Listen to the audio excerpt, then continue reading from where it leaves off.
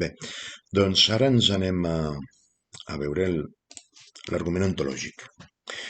Um, L'argument ontològic va ser formulat primerament per Anselm de Canterbury, um, segle XI després de Crist.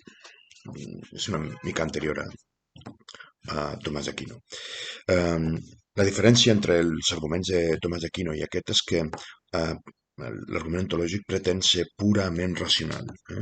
Està basat intrínsecament en la idea de Déu, sense dependència dels elements naturals que fa servir Tomàs d'Aquino per formular-lo. Bé, la formulació de l'argument ontològic en l'obra d'Anselm, en el Proslogion, és certament complexa i difícil de llegir. És una formulació medieval. Aleshores, doncs, bé, tenim la formulació que fa segles després Descartes, no? en el discurs del mètode o en les meditacions metafísiques, és a dir, a principis del segle XVII. Descartes, de la mateixa manera que fa servir conceptes aristotèlics per ajudar-se, no? en la demostració de l'existència de Déu a partir de dos arguments més, que són l'argument cosmològic i l'argument antropològic. També reben altres noms. Finalment, el seu punt fort, no? És l'argument ontològic, i doncs, bueno, podem trobar una formulació més senzilla, més senzilla d'entendre. Bé, la idea de Descartes és simplement que, si pensem la idea de Déu, descobrirem que en la idea de Déu està implícita la seva existència. No podem pensar Déu com a no existent. Seria una contradicció pensar Déu com a no existent. De la mateixa manera que seria una contradicció pensar un triangle que no tingués tres costats. Bé, com s'entén això? Doncs bé, anem a veure el concepte de Déu, no? El concepte de Déu són una sèrie d'ingredients que s'han d'incorporar, no? en la recepta. No? Aquests ingredients han de ser perquè diguem, sí, aquest és el concepte de Déu. No? Però, bueno, primer hauríem de fer un punt de partida que seria una definició del que pensem que és Déu. No? Llavors hauríem de... Aquesta definició l'hem de tenir present sempre, que hem de considerar si un ingredient entra o no en la recepta. Aquesta definició seria que Déu... que la idea de Déu, ara estem parlant de la idea de Déu, seria la idea de l'ésser més perfecte que pugui pensar. Estic en el pla del pensament. L'ésser més perfecte que pugui pensar seria la definició de la idea de Déu. Bé, a partir d'aquí, doncs, veiem quins ingredients podem posar perquè la composició final de tot això sigui l'ésser més perfecte que pugui pensar. Bé, doncs, aquesta idea és racional, potser encaixa en la teologia cristiana, però pretén moure's al marge de la teologia cristiana. Bé, què ha de ser... de fet, són els ingredients que va formular Xenòfanes en el segle VI abans de Crist. Són els ingredients que ell va trobar que havien de ser necessaris per entendre aquest ésser superior sobre la resta dels déus. No? Bé, com ha de ser aquest Déu, com ha de ser aquesta idea de Déu perquè sigui l'ésser més perfecte que pugui pensar? Bé, doncs ha de ser omnipotent, no? Això és una perfecció. Hauria de ser omnipresent, no? Que estigués a tot arreu i en tot moment. Això seria una altra perfecció. Una altra perfecció que podríem afegir seria la del coneixement absolut. Déu és omniscient, ho sap tot, ho pot veure tot. és una mena d'omnipresència, no? Déu ho sap tot perquè està a tot arreu i en tot moment, no? Bé, això és una altra perfecció. I si afegim una altra, per exemple, la bondat suprema. És una perfecció, no? Podríem entendre que hauríem d'afegir algunes altres perfeccions menors. Sí, però bueno, gairebé totes estarien dintre de les que hem formulat, no? I algunes són tan secundàries que no caldria, no? Aquestes quatre són bàsiques.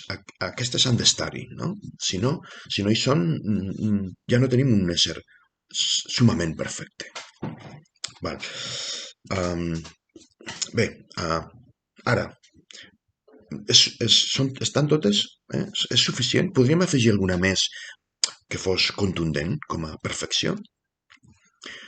Si es tracta de pensar l'ésser més perfecte que pugui pensar, doncs, si afegim una altra perfecció a aquesta llista, no?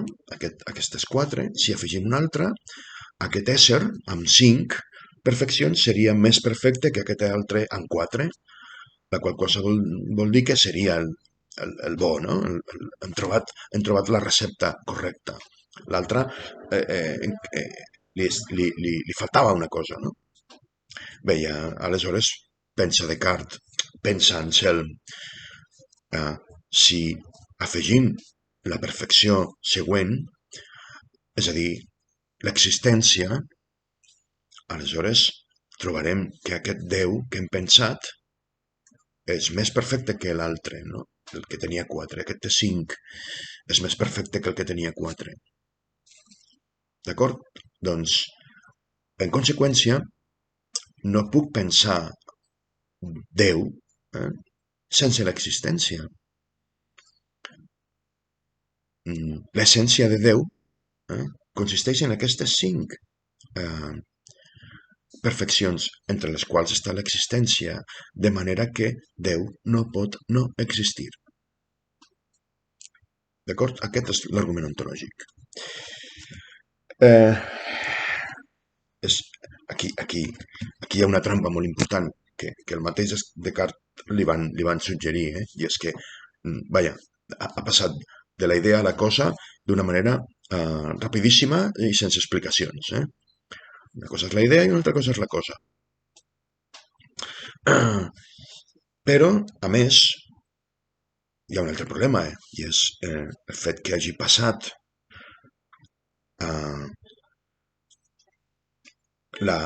ens hagi colat la idea d'existència com a perfecció. Però això li van suggerir al mateix Descartes en les objeccions que li van fer a la seva obra en el moment en què la va escriure. Alguns amics seus van tenir accés al manuscrit, no? I van poder fer objeccions que Descartes va respondre en dues tandes, o fins i tot hi ha algunes terceres i quartes objeccions. Però d'alguna manera Descartes no va fer gaire cas, no, d'aquestes objeccions. La principal en aquest cas és aquesta, no? De com podem suposar que l'existència és una perfecció. L'existència, en tot cas, és una contingència, és una cosa que es dona o no es dona en un ésser, no? Però no pot ser considerar una perfecció, no pot estar en un altre pla, no? Les perfeccions són propietats de les coses, però l'existència no és una propietat de les coses. Per exemple, una taula pot ser de diferents maneres, no? Pot ser de fusta, de ferro, verda, vermella, amb 3 potes, 5, 6.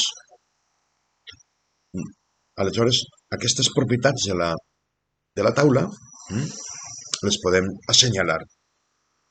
Però si diem que a més la taula existeix, com podem assenyalar aquesta propietat de la taula? No la podem assenyalar perquè l'existència no és una propietat. Ni perfecta ni imperfecta. No és una propietat de les coses. És una contingència. És alguna cosa que pot passar o no pot passar però en un pla diferent. Clar, perquè estem en el pla de les idees i l'existència ens porta ja al pla de les coses.